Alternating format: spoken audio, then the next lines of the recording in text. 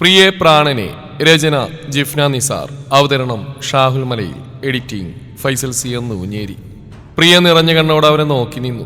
അത് ഞാൻ. അവനങ്ങനെ ചെയ്തപ്പോൾ ജോണും വല്ലാതായി പോയിരുന്നു. ഒന്നും പറയണ്ട, എനിക്കിനി ഒന്നും പറയാനില്ല. ആദ്യം ഒരു ചിരിയോടെ അയാളുടെ കയ്യിൽ അമർത്തിപ്പിടിച്ചു. നിന്നെ വേദനിപ്പിക്കാൻ വന്നല്ലടാ ഞാൻ. ജോൺ ആദിയുടെ കൈകൾ പൊതിഞ്ഞു പിടിച്ചു. പിന്നെ എന്ത് തേങ്ങ പോൽക്ക ഇയാളിങ്ങോട്ട് വന്ന്? കൂട്ടുകാരെ സ്നേഹിച്ചു വന്നതിന്റെ അടയാളങ്ങൾ തന്നെ അവനിപ്പോഴും ബാക്കിയുണ്ട്. അതിലൊന്നുകൂടി കുത്തിവരാനോ? എല്ലാം മറന്നൊന്ന് ചിരിക്കാൻ തുടങ്ങി അവൻ അതിന് സമ്മതിച്ചു കൊടുക്കില്ലെന്ന ക്രൂര മനസ്സോടെ വേറെ ചില പണികൾ കൂടി കാശ് കൊടുത്ത് സെറ്റാക്കി വെച്ചിട്ടാ നിങ്ങൾ ഈ പറയുന്ന ഇവന്റെ അച്ഛൻ പുണ്യാളെ ഇവിടെ വിട്ട് പോയത്. അതറിയോ നിങ്ങൾക്ക്? സഞ്ജു രോഷം കൊണ്ട് തിളക്കുകയാണ്. അവൻ ജോണിനെ തല്ലിയേക്കുമോ എന്നൊരു ഭയം തോന്നി അവിടെ എല്ലാവർക്കും. എനിക്കറിയില്ല അതൊന്നും.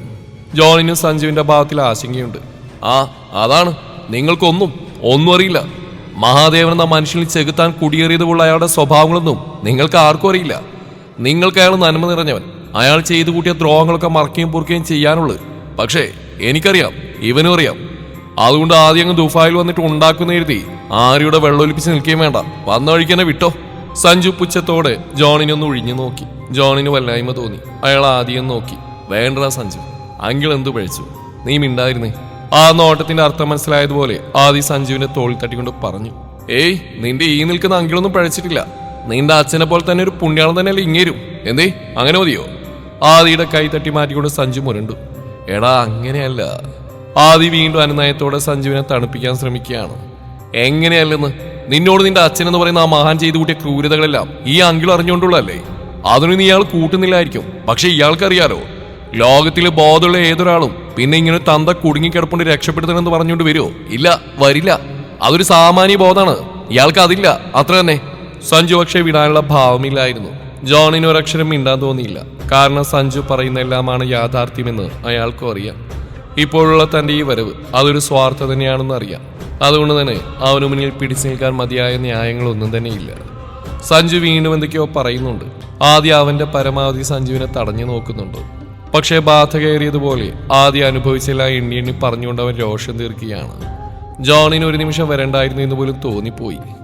സഞ്ജു, മതിയടാ. മാധവൻ മാഷിന്റെ ഗൗരവം നിറഞ്ഞ ശബ്ദത്തോടെ മുഴങ്ങിയതും കിതപ്പോടെ സഞ്ജു തന്നെ പിടിച്ചു നിൽക്കുന്ന ആദ്യം ഷമീറിനെ കുടഞ്ഞു മാറ്റി. അവന്റെ ചുവന്ന് വിങ്ങിയ മുഖം, അതുവരെയും തോന്നിയ നോവെല്ലാം ആ സ്നേഹത്തിനു മുമ്പിൽ ആദ്യം മനഃപൂർവ്വം മറന്നു കളഞ്ഞു. എന്റെ മകന്റെ ദ്രോഹം സഹിക്കാൻ വയ്യാഞ്ഞിട്ടാ ആദ്യം ഇങ്ങോട്ട് വന്ന്. അവനെ ഞാൻ ഇവിടെങ്ങും പിടിച്ചു വെച്ചിട്ടുമില്ല. പക്ഷെ അവനായിട്ട് പോകുമെന്ന് പറഞ്ഞാ ഞാനത് തടയോ ഇല്ല. മാഷി ജോണിന്റെ നേരെ വന്നിന്ന് പറഞ്ഞു. കടമ എന്ന് പറയുന്ന പോലെ തന്നെ കർമ്മ എന്നൊന്നുണ്ട്. തനിക്ക് അതിൽ വിശ്വാസമുണ്ടോ എന്ന് എനിക്കറിയില്ല. പക്ഷേ ഇപ്പൊ എന്റെ പ്രിയപ്പെട്ട മകന്റെ വിശേഷം കൂടി അറിഞ്ഞപ്പോ കർമ്മയിലുള്ള എന്റെ വിശ്വാസം ഇരട്ടിയായി. ജോണിന് മനസ്സിലാവാത്തൊരു ഭാവമാണ് അപ്പോൾ മാഷിനും. ആദ്യം അവന്റെ തീരുമാനം പറഞ്ഞു കഴിഞ്ഞ സ്ഥിതിക്ക് തനിക്കിനി പോവാം. ഇത്രയും നേരം ഞങ്ങൾ കാണിച്ചതൊരു മാന്യതയായിരുന്നു. എന്റെ മകന്റെ കൂട്ടുകാരൻ എന്ന സ്ഥിതിക്ക് ഞങ്ങൾ കാണിക്കാൻ യാതൊരു സാധ്യതയില്ലാത്ത മാന്യത. മാഷി കുഞ്ഞൊരു ചിരിയോടെ പറഞ്ഞു. ഇത് കണ്ടോ, ഇവരും തമ്മിൽ കൂട്ടുകാരാ. ഇപ്പൊ ഇവന് വേണ്ടി വാദിച്ച ഇതേ വീറോടെ തന്നെ നാളെ ആദ്യം ഒരു തെറ്റ് ചെയ്താലും സഞ്ജു തടയും. ആദ്യം അങ്ങോട്ടും അതുപോലെ തന്നെ ചെയ്യും. അതാണ് സൗഹൃദം. അതാവണം സൗഹൃദം. ആദ്യയും സഞ്ജുവിനെ ഒരുമിച്ച് ചേർത്ത് പിടിച്ചുകൊണ്ട് മാഷ് പറയുമ്പോൾ ജോൺ തന്റെ തെറ്റ് അംഗീകരിക്കുന്ന പോലെ പിന്നൊന്നും പറയാൻ നിൽക്കാതെ കുനിഞ്ഞ മുഖത്തോടെ അയാൾ തിരിച്ചിറങ്ങിപ്പോയി. പോകുന്നില്ലെന്നല്ല അന്തസ്സായി തീരുമാനം പറഞ്ഞപ്പോ ഞാൻ കരുതി ആള് ഭയങ്കര സ്ട്രോങ് ആയി പോയെന്ന്. ഇതിപ്പോ കുഞ്ഞു പിള്ളേരെ പോലെ ഇവിടെ വന്ന് കിടപ്പാണ് ആദ്യേട്ടാ. കമിഴ്ന്ന് കിടക്കുന്ന ആദിയുടെ പുറത്തുകൂടി വിരലോടിച്ചുകൊണ്ട് ഇക്കിളിയാക്കി പ്രിയ അവനെ കളിയാക്കി. ജോണിനെ പറഞ്ഞു വിട്ടിട്ടും വീണ്ടും അവരോടെല്ലാം കളി പറഞ്ഞിരുന്നവനാണ്. പക്ഷെ എല്ലാവരും പോയി കഴിഞ്ഞ് പിന്നെ ആളെ കാണുന്നില്ലായിരുന്നു. പ്രിയ ചെന്ന് നോക്കുമ്പോൾ മുറിയിൽ കയറി കമിഴ്ന്ന് കിടപ്പുണ്ട്. അവൾ വന്ന് വിളിച്ചിട്ടൊന്ന് മൂളിയതല്ലാതെ മുഖമുയർത്തിയൊന്നും നോക്കിയത് പോലുമില്ല. ആദ്യേട്ടാ, മതി, എണീറ്റേ. അത്രയൊക്കെ പറഞ്ഞിട്ടും മിണ്ടാതെ കിടക്കുന്നവനെ പ്രിയ മലർത്തിയിടാൻ വേണ്ടി ഒരുപാട് ശ്രമിച്ചു. ഞാൻ പിണങ്ങുവേ. ഒടുവിൽ തോറ്റുപോകുമെന്ന് തോന്നിയപ്പോൾ അവൾ അവസാന നമ്പറിൽ തന്നെ പിടിമുറുക്കി. അവൾക്കറിയാം താൻ പിണങ്ങുന്നതാണ് അവന് ഏറ്റവും സങ്കടമെന്നുള്ളത്. വെറുതെ ഒരു രസത്തിന് വേണ്ടി അവൻ പുറകെ നടക്കുന്നതിന്റെ രസം നുകരാൻ വേണ്ടി മാത്രമായുള്ള കള്ളപ്പിണക്കങ്ങൾ ഇപ്പോൾ പ്രിയയുടെ ശീലമായിരുന്നു. തലയിനിൽ തന്നെ മുഖമിട്ടൊന്ന് ഉരച്ചുകൊണ്ടവൻ പതിയെ എഴുന്നേറ്റിരുന്നു. അപ്പോഴവളെ നോക്കുന്നില്ല. ആദ്യേട്ടാ. ഉള്ളിലെ സ്നേഹം മുഴുവൻ വാക്കിൽ പടർത്തി അവന്റെ രണ്ട് കവിളിലും കൈ ചേർത്ത് വെച്ചുകൊണ്ട് അവൾ ആർദ്രമായി വിളിച്ചു. കറങ്ങിച്ചു വന്ന് കിടക്കുന്ന ആ മിഴികളിൽ മുഴുവൻ നോവാണ്. എന്തേ, ഇനി എന്തിനാ സങ്കടം? ഒന്നുകൂടി അവൻ അരികിലേക്ക് നീങ്ങിയിരുന്നുകൊണ്ട് പ്രിയ ചോദിക്കുമ്പോൾ ആദ്യം അവളെ നോക്കാതിരിക്കാൻ കണ്ണുകൾ ഇറുക്കി അടച്ച്. ആദ്യേട്ടന് പോകണം തോന്നുന്നുണ്ടോ? ആ നെറ്റിയിൽ മൃദുവായി ചൂണ്ടിയേർത്തുകൊണ്ട് പ്രിയ ചോദിക്കുമ്പോൾ അവൻ കണ്ണു തുറന്നുകൊണ്ട് അവളെ നോക്കി. ഞാൻ ചെയ്യുന്നത് തെറ്റാണോ കൃഷ്ണ? കണ്ണു നിറച്ചുകൊണ്ടുള്ള ആ ചോദ്യം അവന്റെ ഹൃദയമാണ് ചോദിക്കുന്നതെന്ന് പ്രിയക്ക് തോന്നി. അങ്ങനെ തോന്നുന്നുണ്ടോ? അവന്റെ ആ അവസ്ഥയിൽ നെഞ്ചിൽ ഒരു നോവുണർന്നിട്ടും കുഞ്ഞൊരു ചിരിയോടെ പ്രിയ അത് ചോദിക്കുമ്പോൾ അതേന്ന് അവൻ തലയാട്ടി കാണിച്ചു. അച്ഛൻ എന്നോട് ചെയ്ത മുഴുവൻ തെറ്റായിരുന്നു. ഇപ്പോ അതേ തെറ്റ് ഞാനും ചെയ്യുമ്പോൾ ഞങ്ങൾ തമ്മിൽ എന്താ കൃഷ്ണ പിന്നെ വ്യത്യാസം? പതിഞ്ഞ ശബ്ദത്തിലാണ് അവൻ പറയുന്നത്. നമ്മൾ നമ്മുടെ മക്കൾക്ക് മാതൃകയാവണമെന്നല്ലേ? ഒരച്ഛനെങ്ങനെ ആവരുത് തന്നെ പഠിപ്പിച്ച എൻ്റെ അച്ഛനാ. നമ്മൾ നമ്മുടെ മാതാപിതാക്കളോട് ചെയ്യുന്നത് നമ്മൾക്ക് തിരികെ കിട്ടും എന്നൊക്കെയുള്ള വിശ്വാസങ്ങളില്ലേ കൃഷ്ണ? നാളെ ഒരിക്കൽ ഇനി എൻ്റെ മക്കളും എനിക്ക് എന്തോ പോലെ തോന്നുക. അതും പറഞ്ഞുകൊണ്ട് അവൻ അവളെ നോക്കി. തീരെ ചെറിയൊരു കുട്ടിയാണ് തനിക്ക് മുന്നിലിരിക്കുന്നതെന്ന് പ്രിയക്ക് തോന്നിപ്പോയി. വാത്സല്യത്തോടെ അവനെ അവൾ മാറോട് ചേർത്തിട്ട് ആ നെറ്റിയിൽ ഉമ്മ വെച്ച് കവിളിൽ തലോടി. ഇതൊക്കെ മനസ്സിൽ വെച്ചുകൊണ്ട് നടന്ന ആദ്യം ഒരിക്കലും സമാധാനം കിട്ടില്ല കേട്ടോ. അങ്ങോട്ട് പോയി അച്ഛനെ രക്ഷിക്കാൻ തോന്നുന്നുണ്ടെങ്കിൽ അങ്ങനെ തന്നെ ചെയ്യണം. അല്ല, ചെയ്തു കൂട്ടിയതിനൊക്കെ അച്ഛൻ കുറച്ച് അനുഭവങ്ങൾ കൊണ്ട് പഠിക്കാനുണ്ടെന്ന് തോന്നുകയാണെങ്കിൽ ഇനി ഒരിക്കലും അതോർത്തുകൊണ്ട് വേദനിക്കരുത്. ആ വഴിക്ക് അച്ഛനെ വിട്ടേക്കണം. അതിലൊരു കുറ്റബോധവും വേണ്ട. ആദ്യമായിട്ട് എന്ത് തീരുമാനമെടുത്താലും ഞങ്ങൾ എല്ലാവരും കൂടെ തന്നെയുണ്ട്. അലിവോടെ വീണ്ടും വീണ്ടും അവന്റെ നെറ്റിയിൽ ചുംബിച്ചുകൊണ്ട് പ്രിയ പറയുമ്പോൾ അവനൽപ്പം ആശ്വാസം കിട്ടുന്നുണ്ടായിരുന്നു. പിന്നെ വിശ്വാസങ്ങൾക്കല്ല ആദ്യേട്ടാ, നമ്മുടെ പ്രവർത്തനങ്ങൾക്കാണ് നമ്മൾ പ്രാധാന്യം കൊടുക്കേണ്ടത്. വിശ്വാസമായിരുന്നു സത്യമെങ്കിൽ ആദ്യേട്ടൻ ഒരിക്കലും ഇങ്ങനെ ചിന്തിക്കില്ല. കാരണം അത്രയും വേദനിപ്പിച്ചിട്ടുണ്ട് നമ്മുടെ മുത്തച്ഛൻ ആദ്യേട്ടൻ്റെ അച്ഛൻ. സ്വന്തം അമ്മ മരണക്കിടക്കിൽ നിന്നും കാണാൻ കൊതിച്ചിട്ട് പോലും വന്നിട്ടില്ലെന്ന് മുത്തച്ഛൻ പറഞ്ഞിട്ടുണ്ട്. സ്വന്തം മാതാപിതാക്കളോട് അത്രയും ദ്രോഹങ്ങൾ ചെയ്തിട്ടും മൂപ്പർക്ക് ഇത്രയും നന്നായിട്ട് സ്നേഹിക്കാൻ അറിയുന്നൊരു മകനെ കിട്ടിയില്ലേ? ആദ്യേട്ടൻ്റെ അച്ഛൻ്റെ അവസ്ഥയിൽ വേദന തോന്നില്ലേ? അത് കടമ മാത്രമാണോ? അല്ല, ഒരു മകൻ്റെ സ്നേഹം കൂടിയല്ലേ അത്? അപ്പോൾ പിന്നെ അങ്ങനെ ഒരു വിശ്വാസം വേണോ? പ്രിയ ചിരിയോടെ അവൻ്റെ മുടിയൊന്ന് ചിക്കി ചികഞ്ഞുകൊണ്ട് ചോദിച്ചു. അവളിലേക്ക് ഒന്നുകൂടി ചുരുങ്ങിക്കൂടിയതല്ലാതെ അവനൊന്നും മിണ്ടിയില്ല. നെഞ്ചിലെ ചൂടിലേക്ക് പതുങ്ങിച്ചേരുന്നവനെ ആത്മാവിലേക്ക് എന്നതുപോലെ തന്നെ അവളും ചേർത്തു പിടിച്ചു. അവനപ്പോൾ ആഗ്രഹിക്കുന്ന പോലെ തന്നെ തോളിൽ താളമിട്ടുകൊണ്ട് അവളെ ഏറെ ഇഷ്ടമുള്ള ഈണവും മൂളുന്നുണ്ടായിരുന്നു. അവൻ്റെ അമ്മയായി, അവൻ്റെ മാത്രമായി, അവനിലേക്ക് മാത്രമായി.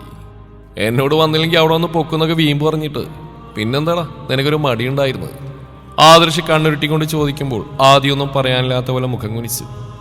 അവൻ്റെ വിവരക്കേട് അല്ലാണ്ടെന്ത്? സഞ്ജു ചുണ്ടുകൂട്ടിക്കൊണ്ട് പറഞ്ഞു. ആദ്യം അവനെ ഒന്ന് തുറിച്ചു നോക്കി. അല്ല പിന്നെന്താ ഞാൻ പറയേണ്ടത്? നിനക്ക് നിന്റെ അച്ഛനെ പോയി രക്ഷപ്പെടുത്ത ഇവിടെ ആരും തടസ്സം നിൽക്കുമോ? ഇല്ലല്ലോ. നിന്റെ ആഗ്രഹം പോലെ ചെയ്യാൻ കൂടെ നിൽക്കും. പിന്നെ പറയാനുള്ളത്, അത് ഏത് ദൈവം തമ്പുരാൻ മുന്നിൽ വന്നാൽ ഈ സഞ്ജയ് വാർഷം പറയുക തന്നെ ചെയ്യും. പറഞ്ഞിട്ട് മനസ്സിലായാലും കണ്ട് കൊടുക്കാനും മടിയില്ല. അത് വേറെ കാര്യം. എന്നേര് നിന്നെയും തടയുന്നതാണ് അതിനർത്ഥം. സഞ്ജു കെറിവിച്ചുകൊണ്ട് മുണ്ട് മടക്കി കുത്തി. അതിനിപ്പോൾ ആരെ നീ ചെയ്തോ ഇത് തെറ്റാന്ന് പറഞ്ഞ്. ആദ്യ ചിരിയോടെ സഞ്ജുവിന്റെ തോളിൽ കൈയിട്ട് പിടിച്ചു. തെറ്റെന്നും പറഞ്ഞുകൊണ്ട് ഇങ്ങോട്ട് വാങ്ങി അടിച്ച് നിന്റെ പരിപ്പാനെടുക്കും അവന്റെ ഒരു സെന്റി. സഞ്ജു ആദിയുടെ കൈതട്ടി മാറ്റി. സഞ്ജു നോ. അവനൊപ്പം ഓടിയെത്തിക്കൊണ്ട് പ്രിയ ഓർമ്മിപ്പിച്ചു. ഓ വേടിക്കണ്ട, അങ്ങനെ എടുത്തു കളയാൻ മാത്രം പരിപ്പൊന്നും കെട്ടിയോന്നില്ലെന്ന് ഇപ്പോഴും മനസ്സിലായില്ലേ നിങ്ങളെ?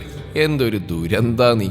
അവളുടെ കഴുത്തിലൂടെ കൈയിട്ട് ചേർത്ത് പിടിച്ചുകൊണ്ട് തന്നെ സഞ്ജു ഈണത്തിൽ പറയുമ്പോൾ മാളുവിനൊപ്പം ദോമോളുടെ കൈയും പിടിച്ചു വന്നിരുന്ന് നന്ദു ചിരിക്കുന്നുണ്ടായിരുന്നു.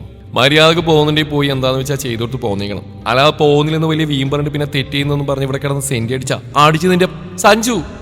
അവൻ പറഞ്ഞു തീരും മുന്നേ പ്രിയ വീണ്ടും വിളിച്ചു. ഇല്ല, ഞാനൊന്നും ചെയ്യില്ല.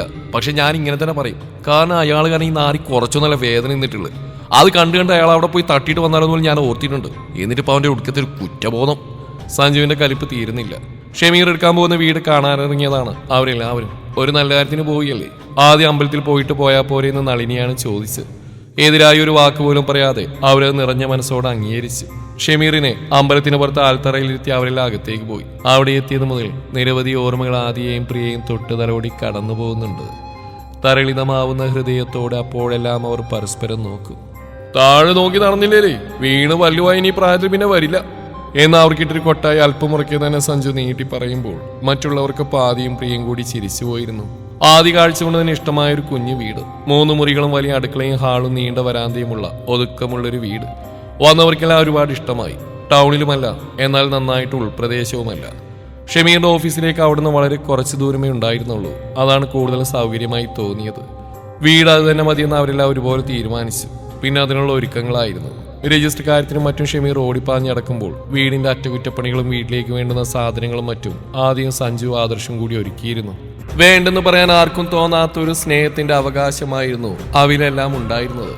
അതിനിടയിൽ മാധവ മാഷും ബാലൻ മാഷും വീട്ടുകാർ കൂടി വന്നിട്ട് വീട് കണ്ടിട്ട് പോയിരുന്നു. 3-4 ദിവസങ്ങൾ കൊണ്ട് തന്നെ അങ്ങോട്ടേക്ക് താമസം മാറാവുന്നത്രയും ഭംഗിയാക്കി മാറ്റി. സുജയും പത്മയും ആശുപത്രിയിൽ നിന്ന് വരുന്ന അന്ന് തന്നെ അങ്ങോട്ട് മാറാമെന്നും തീരുമാനമായി. വീട് കൂടലിന് വീട്ടുകാർ മാത്രം മതി, പുറമേ നിന്ന് ഇനി ആരും വേണ്ടെന്ന് അവർ ഉറപ്പിച്ചു. സുജയ്ക്കും പത്മയ്ക്കും ഒരു സർപ്രൈസ് പോലെയായിരുന്നു ആ വിശേഷം. അവര് ഹോസ്പിറ്റലിൽ തിരികെ കൊണ്ടുവരാനും ആദർശിനെയാണ് അവരെല്ലാം പറഞ്ഞു വിട്ടത്. അന്ന് പക്ഷേ യാതൊരു മുടക്കവും പറയാതെ തന്നെ ആദർശ് കാറുമായി പോയി. മാറി നിൽക്കുന്ന ബുദ്ധിയിൽ നിന്ന് അവന് തന്നെ മനസ്സിലായതുപോലെ അവനെ കണ്ട സുജ സന്തോഷത്തോടെ വന്ന് ചേർത്ത് പിടിച്ചപ്പോഴും പത്മ മുഖം കുനിച്ച് നിന്നു. അവിടെയുള്ളവരെല്ലാം നന്ദി പറഞ്ഞുകൊണ്ട് തിരികെ ഇറങ്ങുമ്പോൾ സുജയും പത്മയും ഒരുപോലെ കണ്ണു നിറച്ചു. പുതിയ വിശേഷങ്ങൾ എന്തെങ്കിലും ഉണ്ടെങ്കിൽ വിളിക്കണേ എന്റെ സ്ട്രോങ് ലേഡി. പത്മയെ കെട്ടിപ്പിടിച്ചുകൊണ്ടാണ് ഡോക്ടർ യാത്രയാക്കിയത്. തിരികെയുള്ള യാത്രയിൽ സുജയെ ആദർശം സംസാരിച്ചുകൊണ്ട് സങ്കടം മാറ്റിയെടുത്തെങ്കിലും പത്മയുടെ മുഖം അപ്പോഴും മഴക്കാറ് മൂടിയതുപോലെയായിരുന്നു. പക്ഷെ അവിടെ വന്നിറങ്ങി പുതിയ വീടിന്റെ വിശേഷം അറിഞ്ഞപ്പോൾ മറ്റാരെക്കാളും പത്മയാണ് സന്തോഷിച്ചത്. മുറ്റത്തൊരു ചെറിയ പന്തലൊക്കെ ഇട്ട് അത്യാവശ്യം വിപുലമായി തന്നെ പരിപാടി നടക്കുന്നുണ്ട്. ബാലൻ മാഷും മാധവ് മാഷും സജീവ സാന്നിധ്യമാണ്. വീട്ടുകാരും അതെ. അവരെ കൂടാതെ അവിടെ ചുറ്റുമുള്ള കുറച്ച് അയൽക്കാരെ കൂടി ക്ഷണിച്ചിരുന്നു. സഞ്ജുവിന്റെ കല്യാണത്തലയത്തെ അനുസ്മരിപ്പിക്കുന്ന പോലെ മറ്റൊരു ദിവസം അതായിരുന്നു അവർക്ക് അന്നും. പരസ്പരം കളിയാക്കിയും ചിരിച്ചും പാട്ടും ഡാൻസും ഒക്കെയായി അന്നത്തെ ദിവസവും മറ്റൊരു സന്തോഷത്തിന്റെ ഓർമ്മപ്പെടുത്തലായി മാറിയിരിക്കുന്നു. രണ്ടുപേർക്കും സമ്മതമാണെന്നുള്ളതുകൊണ്ട് തന്നെ ഡിവോഴ്സ് ഫോർമാലിറ്റീസ് അത്ര നീളമുണ്ടായിരുന്നില്ല. എന്നിട്ടും വഴിപാട് പോലെ എന്തൊക്കെയോ ചടങ്ങുകൾ. വൈഷ്ണവിന്റെ കൂടെ വന്നിറങ്ങിയ രാജീവ് തീർത്തും പുതിയ ഒരാളായിരുന്നു. പെട്ടെന്നുള്ള അവന്റെ ആ മാറ്റം ഇമോഷണൽ ബ്ലാക്ക് മെയിലിംഗ് ആണെന്നൊരു സംശയം നീതുവിനും അവളുടെ പാരൻസിനും ഒരുപോലെ ഉണ്ടായിരുന്നു. പക്ഷേ പ്രവൃത്തി കൊണ്ട് അത് അങ്ങനെയല്ലെന്ന് അവൻ തെളിയിച്ചു. ഒരുപാട് ചിന്തിച്ചെടുത്ത ആ തീരുമാനം അപ്പോഴുള്ളിലെ വേദനയായിരുന്നുവെങ്കിലും അവനത് സമർത്ഥമായി ഉള്ളിൽ ഒളിപ്പിക്കാൻ കൂടി പഠിച്ചു കഴിഞ്ഞിരിക്കുന്നു. അനുഭവങ്ങൾ അവനെ പഠിപ്പിച്ച് കഴിഞ്ഞിരിക്കുന്നു. മാറ്റം വന്നുവെന്ന് നല്ലപോലെ ഉറപ്പുണ്ടായിരുന്നുകൊണ്ട് തന്നെ അളിയനു വേണ്ടി വൈഷ്ണവ് ഒരു ജോലിക്ക് ശ്രമിക്കുന്നുണ്ട്. പക്ഷേ നാട്ടിൽ വേണ്ട, കുറച്ചുകാലം പുറത്തേക്കൊന്ന് മാറി നിൽക്കണമെന്നാണ് അവന്റെ തീരുമാനം. അതിനു മുന്നേ നീതുവിന്റെ കഴുത്തിൽ താനിട്ട് കൊടുത്ത ആ ചങ്ങല കൂടി അഴിച്ചു മാറ്റിയിട്ട് വേണം പോവാനെന്നവന്റെ മനസ്സിലുണ്ട്. മുറിവുകളെല്ലാം ഏകദേശം കരിഞ്ഞു തുടങ്ങി. കാലിലെ പ്ലാസ്റ്ററും വൈകാതെ അഴിച്ചു മാറ്റും. മുറിയിൽ നിന്നും വെളിയിലേക്ക് ഇറങ്ങി ആദ്യ ദിവസം തന്നെ തുറിച്ചു നോട്ടങ്ങളും അടക്കം പറച്ചിലുകളും ഒരാൾക്ക് നൽകുന്ന ആത്മസംഘർഷം എത്രയാണെന്നുള്ളത് അവൻ നേരിട്ട് അനുഭവിച്ചു. മറവിയിലേക്ക് മനഃപൂർവ്വം തള്ളിയിട്ട കുറേയേറെ കാര്യങ്ങൾ വീണ്ടും വീണ്ടും വന്നെത്തി നോക്കിക്കൊണ്ട് അവനെ കുത്തി നോവിച്ചു. ചെയ്തുപോയ തെറ്റുകൾ ഇപ്പോഴും എനിക്ക് മനസ്സിലാവുന്നുണ്ട്. അതുകൊണ്ട് തന്നെ ഇനിയും തന്നെ എന്നിലേക്ക് കെട്ടിയിട്ട് വീണ്ടും ഒരു തെറ്റി എനിക്ക് വയ്യ നീതു. തനിക്ക് മുന്നിൽ നിന്ന് വന്ന് പറയുന്നവനെ നീതു അത്ഭുതത്തോടെയാണ് നോക്കിയത്. അങ്ങനെ ഒരു ഏറ്റുപറച്ചിൽ അത് അവനിൽ നിന്നും അത് അവൾ ഒരിക്കലും പ്രതീക്ഷിച്ചിട്ടുണ്ടായിരുന്നില്ല. ഒറ്റയ്ക്ക് വിളിപ്പിച്ചിട്ട് രാജീവ് മകൾ ഉപദ്രവിക്കുക എന്നൊരു ജാഗ്രതയോടെയാണ് നീതുവിന്റെ ഡാഡിയും അമ്മയും നിൽക്കുന്നത്. നീതു പക്ഷെ അപ്പോഴും തികഞ്ഞ ആത്മവിശ്വാസത്തോടെ അവന് മുമ്പിൽ കൈകെട്ടി നിന്നു. താനൊരു തെറ്റും ചെയ്തിട്ടില്ലെന്ന് അവളുടെ നിൽപ്പ് തന്നെ വ്യക്തമാക്കുന്ന പോലെ ഒരു ഭാവം. രാജീവ് രാധാകൃഷ്ണൻ എന്ന തെറ്റ് ഇനി ഒരിക്കലും തനിക്കൊപ്പം ഉണ്ടാവില്ല. ഇനി ഒരിക്കലും തമ്മിൽ കാണാതിരിക്കാൻ ഞാൻ ശ്രമിക്കാം. പക്ഷേ കുറച്ചു കാലം ഇയാൾ എൻ്റെ മനസ്സിലുണ്ടാവും. മങ്ങിയൊരു ചിരിയോടെ രാജീവ് പറയുമ്പോൾ നീതുവിൻ്റെ നോട്ടം തെന്നിമാറി. ഞാൻ തനിക്ക് യോജിക്കുന്നവനായിരുന്നില്ല. അങ്ങനെയാവാൻ ഞാൻ ശ്രമിച്ചതുമില്ല. അതിൻ്റെ ശിക്ഷ ഏറ്റുവാങ്ങാതെ വയ്യല്ലോ. രാജീവ് ചിരിയോടെ തന്നെ ചുറ്റും നോക്കി. നന്നായി ജീവിക്കണം. തനിക്ക് പറ്റിയ ഒരാളെ കണ്ടുപിടിച്ച് കൂടെ കൂട്ടണം. അന്ന് എന്നോട് പറഞ്ഞ പോലെ തനിക്കൊന്നും സംഭവിച്ചിട്ടില്ല. അങ്ങനെ തന്നെ വേണം കരുതാൻ. പെണ്ണിന് അലങ്കാരമായി ഈ വാശിയും നിലപാടും ജീവിതത്തിൽ ഒരിക്കലും കൈവിട്ട് കളയരുത്. ഇതാണ് തന്നിലെ ഏറ്റവും ഭംഗിയുള്ള ക്വാളിറ്റി. ശ്വാസം മുട്ടുന്ന പോലെ രാജീവ് ഒരു നിമിഷം പിടഞ്ഞു. നീതുവിന് അവരോട് എന്തൊക്കെയോ പറയണമെന്നുണ്ടായിരുന്നു. പക്ഷേ നാവിനാരോ വിലങ്ങിട്ടതുപോലെ. പോട്ടെ, വീണ്ടും എന്തൊക്കെയോ പറയാനുണ്ടായിട്ടും ഇനിയും തനിക്ക് അതിനുള്ള അവസരമുണ്ടാവില്ലെന്ന് അറിഞ്ഞിട്ടും രാജീവ് യാത്ര പറഞ്ഞിറങ്ങി. രാജീവ്, പിന്നിൽ നിന്ന് നീതുവിന്റെ സ്വരം, മുമ്പ് തന്നെ അങ്ങേയറ്റം അസ്വസ്ഥമാക്കിയ ആ വിളി. അന്ന് പക്ഷേ യാതൊരു ദേഷ്യം തോന്നാതെ രാജീവ് തിരിഞ്ഞു നോക്കി. എത്ര വേഗത്തിലാണ് സാഹചര്യങ്ങൾക്ക് മാറ്റം വരുന്നതെന്ന് അവന് ഓർക്കുന്നുണ്ടായിരുന്നു. അവന് വിളിച്ചെങ്കിലും തിരിഞ്ഞു നോക്കിയവനോട് എന്ത് പറയണമെന്നറിയാതെ നീതു ഒന്ന് പതറി. പറഞ്ഞോളൂ, രാജീവ് ശാന്തമായി ആവശ്യപ്പെട്ടു. തമ്മിൽ പൊരുത്തമില്ലാതെ ഒരുമിച്ച് ജീവിക്കുന്നതിൽ നല്ലത് ഇത് തന്നെയാണ്. നീതു പറയുമ്പോൾ രാജീവ് വെറുതെ ഒന്ന് ചിരിച്ചു. All the best. ഇനി ഒരിക്കലും പഴയ രാജീവ് ആവാതിരിക്കാൻ. അതും പറഞ്ഞുകൊണ്ട് നീതു അവന് നേരെ കൈ നീട്ടി. രാജീവ് അവളുടെ കയ്യിൽ ചേർത്ത് പിടിച്ച് കുലുക്കി. ചിരിച്ചുകൊണ്ട് തന്നെയാണ് രണ്ടുപേരും രണ്ടു വഴിയെ തിരിഞ്ഞു കിടന്നത്. അപ്പോൾ മാത്രമാണ് അത് നോക്കുന്നവരുടെ ഹൃദയമിടിപ്പ് നേരെയായത്. ഇത്രയും വലുതായിട്ടൊന്നും വേണ്ടായിരുന്നു. തന്റെ കടയിലെ ഒരുക്കങ്ങൾ കണ്ടതും പത്മ വല്ലായ്മയോടെ പറഞ്ഞു. അതെ, അങ്ങോട്ട് പറ. അവൻ ഇത് തന്നെ കുറഞ്ഞു പോയെന്ന് പറഞ്ഞു നിൽക്കുന്നവനാ. അവിടെ എന്തിനോ വേണ്ടി ഓടിപ്പായുന്ന ആദർശിനെ ചൂണ്ടിക്കാണിച്ചുകൊണ്ട് ആദ്യം ഒരു ചിരിയോടെ പറഞ്ഞു. അവിടെയുള്ളവരെല്ലാം ചിരിയോടെ അവളെ നോക്കുമ്പോൾ പത്മ മുഖം വീർപ്പിച്ചുകൊണ്ട് അവിടെ നിന്ന് മാറിപ്പോയി. അതുവരെ അങ്ങോട്ട് നോക്കാതിരുന്ന ആദർശ് അവൾ അവിടെ നിന്ന് പോയതും ഒരു ചിരിയോടെ ആദ്യം നോക്കി കണ്ണു ചിമ്മി കാണിച്ചു. പഴയ പോലെയല്ല, അവനിപ്പോൾ എല്ലാത്തിലും ഒരു ഉത്സാഹമുണ്ട്. മുന്നോട്ട് ജീവിക്കാൻ വലിയൊരു പ്രതീക്ഷയുണ്ട്. അവനെ മനസ്സിലാക്കി ചേർത്ത് പിടിക്കാൻ ചുറ്റുമുള്ള നിരവധി ആളുകളുണ്ടെന്ന ഫലമാണത്. മോനെ എവിടെ പത്മേ? ഇതൊന്ന് അവന് കൊണ്ടുപോയി കൊടുത്തേനി. രാവിലെ മുതലുള്ള ഓട്ടാന്റെ കുഞ്ഞ്. പത്മയുടെ കയ്യിലേക്ക് ഒരു വെള്ളക്കുപ്പി വെച്ച് കൊടുത്തുകൊണ്ടാണ് സുജയ അത് പറഞ്ഞത്. പത്മയൊന്ന് അമ്മയെ തുറിച്ചു നോക്കി. അവരാ പറഞ്ഞ മോൻ ആദർശാണ്. അത് തന്നെയാണ് അവിടെ നോട്ടം കൂർത്തതും. സുജയ്ക്കിപ്പോൾ ആദിയേക്കാളും ഷമീറിനെക്കാളും എന്തിനേറെ സ്വന്തം മകളെക്കാളും ഇഷ്ടം ആദർശിനെയാണ്. ചില നേരത്തെ മോനെ വിളികൾ തേനും പാലും ഒരുമിച്ച് ഒഴുകി പരക്കും. പെട്ടെന്ന് ഒരു ദിവസം ഉണ്ടാക്കിയെടുത്തതല്ല അവനാ ഇഷ്ടം.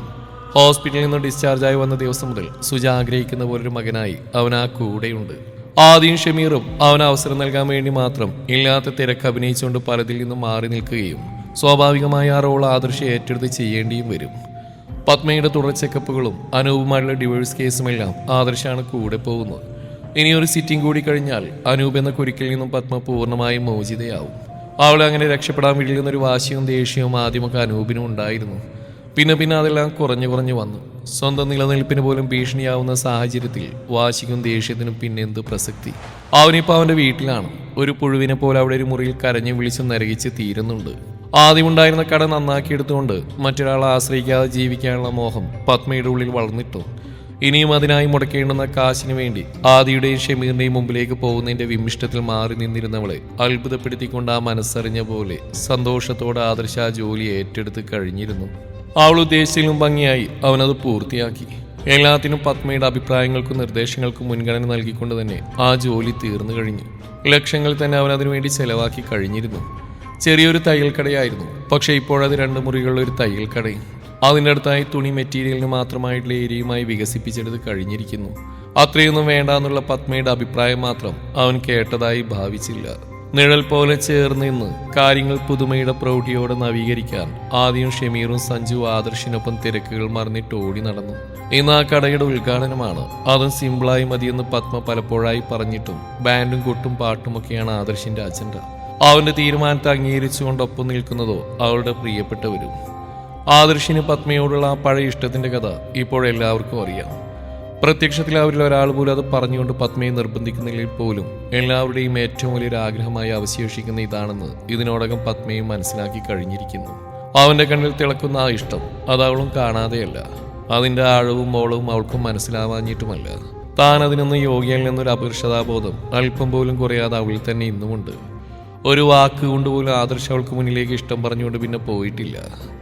പക്ഷേ ഓരോ നോട്ടത്തിലും ഹൃദ്യമായുള്ള സ്നേഹത്തിന്റെ നറുമണം നുകരാൻ കഴിയുന്ന അവന്റെ ചിരികളിലും അവൾ പറയാതെ തന്നെ ആ മനസ്സറിഞ്ഞ് ചെയ്യുന്ന പ്രവർത്തനങ്ങളിലും അവന്റെ ആ ഇഷ്ടമാണ് മുന്നിട്ട് നിൽക്കുന്നത്. അവൻ അവളെ ഹൃദയം കൊണ്ട് സ്നേഹിച്ചാൽ മാത്രം മതിയായിരുന്നു. പ്രണയം നിറച്ച നോട്ടങ്ങൾ കൊണ്ട് അവിടെ അവകാശിയായാൽ മതിയായിരുന്നു. എന്നെങ്കിലും ഒരിക്കൽ താൻ അതിനു മുമ്പിൽ അടിയറവ് പറഞ്ഞു പോകുമോ എന്നും പത്മയ്ക്ക് ഭയമായിരുന്നു. കാരണം ഉപാധികളില്ലാതെ ഒരാൾ സ്നേഹിക്കുമ്പോൾ, പരാതികളില്ലാതെ ഒരാൾ കാത്തിരിക്കുമ്പോൾ പിന്നെ എങ്ങനെയാണ് ആ സ്നേഹത്തിന് നേരെ കണ്ണും മനസ്സും അടച്ച് പിടിക്കുന്നത്? ഹലോ, എന്തോർത്ത് നിൽപ്പാ? തോളിൽ തൊട്ടില്ല എന്ന മട്ടിലൊരു സ്പർശം, പിന്നിൽ നിന്നും സ്നേഹം നിറഞ്ഞൊരു സ്വരവും ഹൃദയം പിടക്കുന്ന ഒരു ഗന്ധവും. തിരിഞ്ഞു നോക്കാതെ തന്നെ പത്മ എറിഞ്ഞു പിന്നിൽ നിൽക്കുന്നവന്റെ സാമീപ്യം. അവളുടെ കൈകൾ വെള്ളക്കുപ്പിയിൽ മുറുകി. ഇതെനിക്കല്ലേ അമ്മ പറഞ്ഞിട്ടോ തൻ്റെ കയ്യിൽ എനിക്കുള്ള വെള്ളം തന്നിട്ടുണ്ടെന്ന് പറഞ്ഞുകൊണ്ട് ആൾക്ക് മുന്നിലേക്ക് കൈ നീട്ടിക്കൊണ്ട് ആദർശി ചോദിക്കുമ്പോൾ തിരിഞ്ഞു നോക്കാതെ തന്നെ പത്മാവൻ ആ വെള്ളം കൊടുത്തു. വാ, അവിടെ എല്ലാവരും കടയുടെ ഓണർ അന്വേഷിക്കും, സമയത്ത് തുടങ്ങി. വെള്ളം കുടിച്ചിട്ട് കുപ്പി തിരികെ കൊടുത്തുകൊണ്ട് ആദർശ് പറഞ്ഞപ്പോഴും അവൾ അവനെ നോക്കിയില്ല. അവളെ ഒട്ടും നിർബന്ധിക്കാതെ അവൻ തിരിഞ്ഞു നടന്നു. ആ കാലടികൾ അകന്നുപോയെന്ന് തോന്നി പത്മ പതിയെ ഒന്ന് തിരിഞ്ഞു നോക്കി. ആ നോട്ടം പ്രതീക്ഷിക്കുന്ന പോലെ 3-4 അടി മാറി അവളെ തന്നെ നോക്കി നിൽക്കുന്നുണ്ട് അവനും. ചമ്മലോടെ പത്മ തിരിഞ്ഞെന്ന് കണ്ണടച്ച് പിടിച്ചുകൊണ്ട് നാവ് കടിക്കുമ്പോൾ നിറഞ്ഞ ചിരിയോടെ ആദർശ് അവിടെ നിന്നും പോയി. ഉദ്ഘാടനവും മറ്റും ഭംഗിയായി തന്നെ നടന്നു. ഒട്ടും പ്രതീക്ഷിക്കാതെ ആദർശിന്റെ അച്ഛൻ ആ സന്തോഷവേളയിലേക്ക് എത്തിച്ചേർന്ന് ഇരട്ടി മധുരമായി. അങ്ങനെ ഒരു പരിപാടിയുണ്ടെന്നും പറ്റിയാൾ വരണമെന്നും ആദർശ് തന്നെയാണ് അച്ഛനെ വിളിച്ചറിയിച്ചത്. അച്ഛൻ നിന്നോട് തെറ്റ് ചെയ്തു പോയടാ മക്കളെ, ക്ഷമിച്ചേക്ക്. ഇപ്പോഴാ അച്ഛൻ പലതും മനസ്സിലാക്കുന്നത്. ആദർശിനെ ചേർത്ത് പിടിച്ചുകൊണ്ട് അദ്ദേഹം പറയുന്നതിന് സുജി അടക്കം എല്ലാവരും സാക്ഷികളായിരുന്നു. അച്ഛനിനി എൻ്റെ കൂടെ നിന്നൂടെ? അങ്ങേയറ്റ ആത്മാർത്ഥതയോടെയാണ് ആദർശ് അത് ചോദിച്ചത്. നിനക്കൊരു കുടുംബാവട്ടെ, അച്ഛൻ തീർച്ചയായിട്ടും നിന്റെ കൂടെ വരാം. പത്മയുടെ കയ്യിൽ പിടിച്ചുകൊണ്ട് അയാൾ പറയുമ്പോൾ അവരുടെ എല്ലാ നോട്ടം തനിക്ക് നേരെയാവുമെന്ന് അറിയാവുന്നതുകൊണ്ട് തന്നെ പത്മ മുഖമുയർത്തി നോക്കിയതേയില്ലായിരുന്നു. തുടരും ഈ കഥയുടെ ബാക്കി ഭാഗം നാളെ ഇതേ സമയം. നീലാംബരി എഴുതുന്ന മനോഹരമായിട്ടുള്ള നീലാംബരി എന്ന കഥ ഉടൻ തന്നെ ആരംഭിക്കുന്നതാണ്. കാത്തിരിക്കാം. നിങ്ങളുടെ അഭിപ്രായങ്ങൾ കമൻറ്റുകളായി രേഖപ്പെടുത്തുക. താങ്ക്